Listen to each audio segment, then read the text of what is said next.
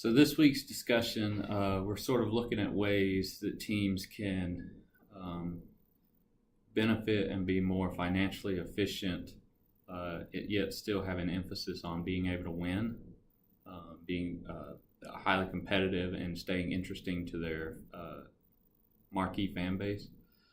Um, so I sort of thought about some of the ways and ideas that came up through some of the text and things that I researched.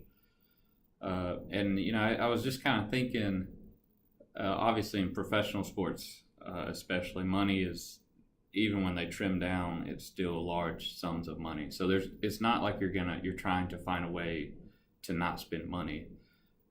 I think the best way you could really change this is to decide how you're going to spend that money.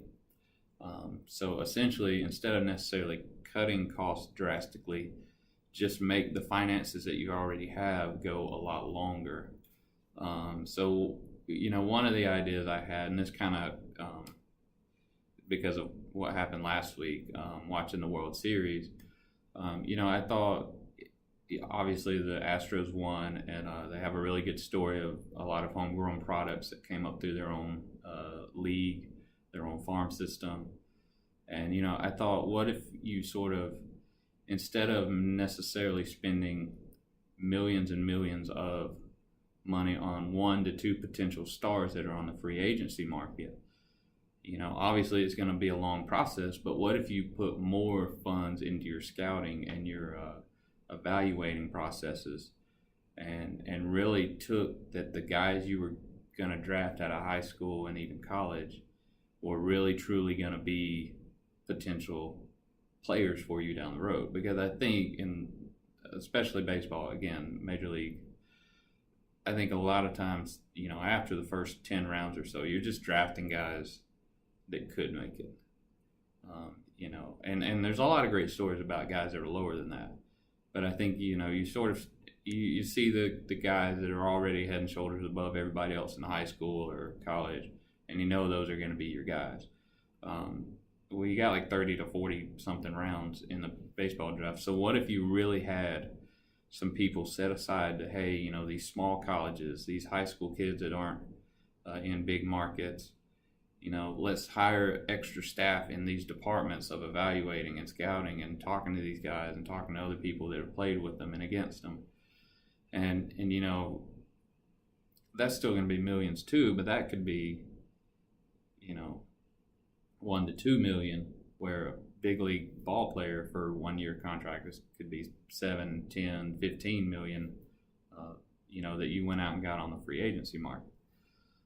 So that was just kind of one of the ideas I had. I think anything that's going to be significant to really change the game is going to have to come from the leagues themselves, the operating leagues such as the NFL, Major League, NBA.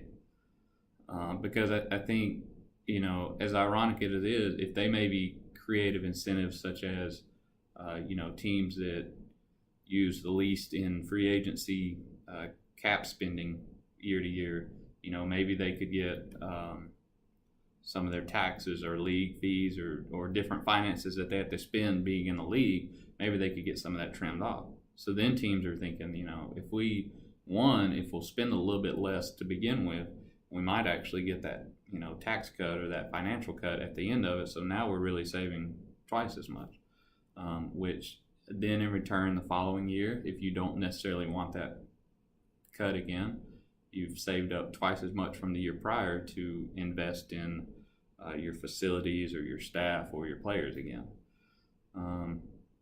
So those are sort of some of the ideas about how you can sort of be more efficient financially and still be competitive within your actual sport itself still.